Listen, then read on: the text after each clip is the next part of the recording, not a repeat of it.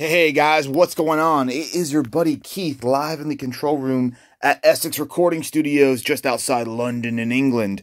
I've got a really important video to share with you guys today. This is critical to watch if you are thinking about buying vintage instruments, because what we are looking at is a very elaborate fake of a vintage Rickenbacker. Now, this is not a modern fake, although there was some funny business done, at least in the past 25 years or so, to help make it more passable. I'll get into that. But why this is important is because there's a lot of vintage guitars that were made in Japan to look like top spec vintage Gibsons and Fenders. All right, in the 70s and 80s, a lot of really good fakes coming out of Japan, and a lot of the parts are compatible with American guitars. For instance, this is a real truss rod cover from a real USA Rickenbacker. What happened with this guitar is actually it was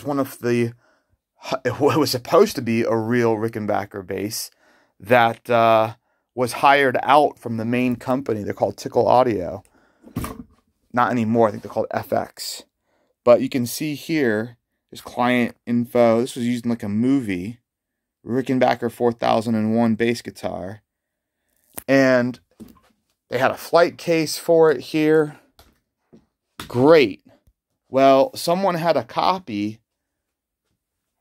took the cover off the real one that they hired out, that they rented, and put it on their copy and did an old switcheroony, a swapperoo, and ripped off the rental company, who was none the wiser.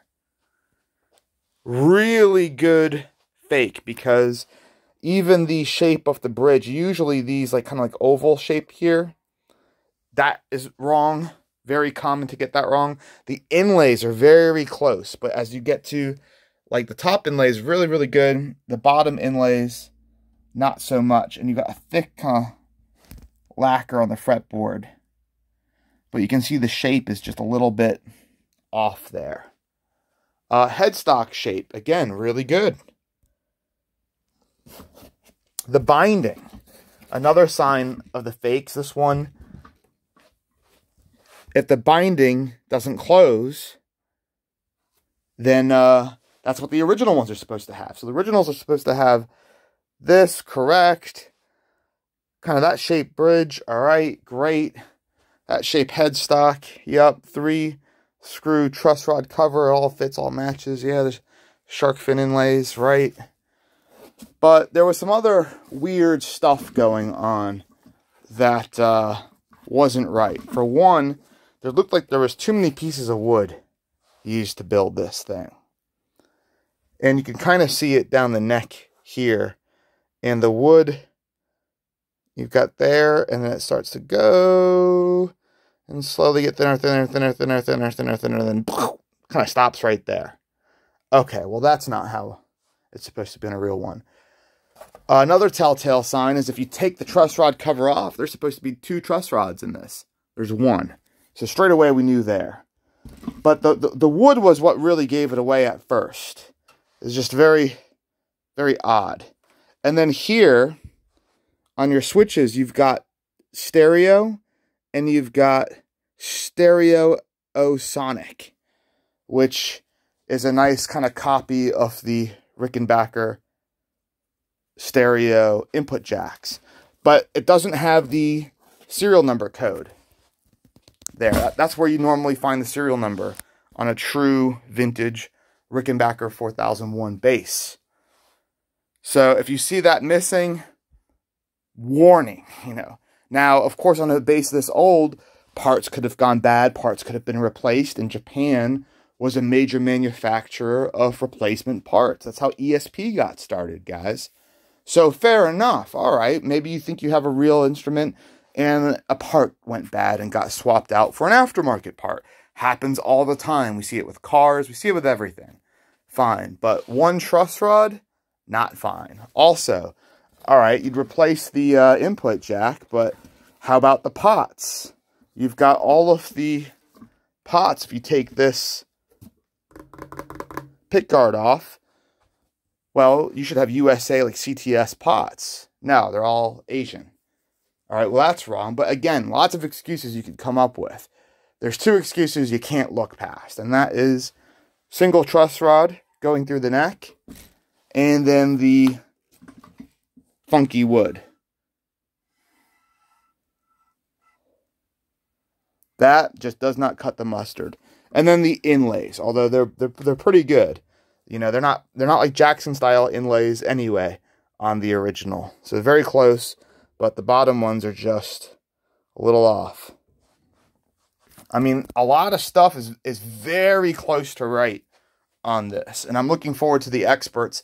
It's been a while since I looked this up. I've owned this for, man, almost 2 years, and I have just gotten around to doing a video, so I'm just kind of going off memory from when I was looking up all the little bits on how to tell if these are real or if they're faked.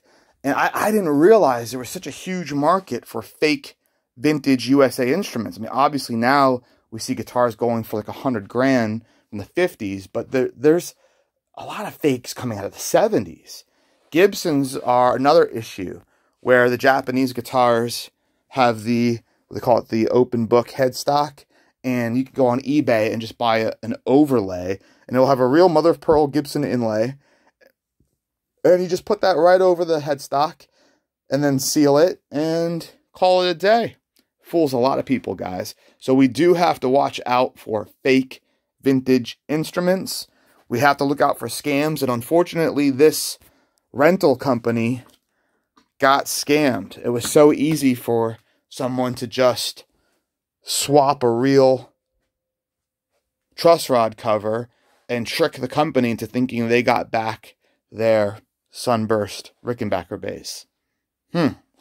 All right, guys. Well, I hope you thought that was informative. If you have anything to add to this, please do so in the comments. I do not know everything. I'm sure I got some things wrong, but I love hearing from you experts, and it really helps out the community.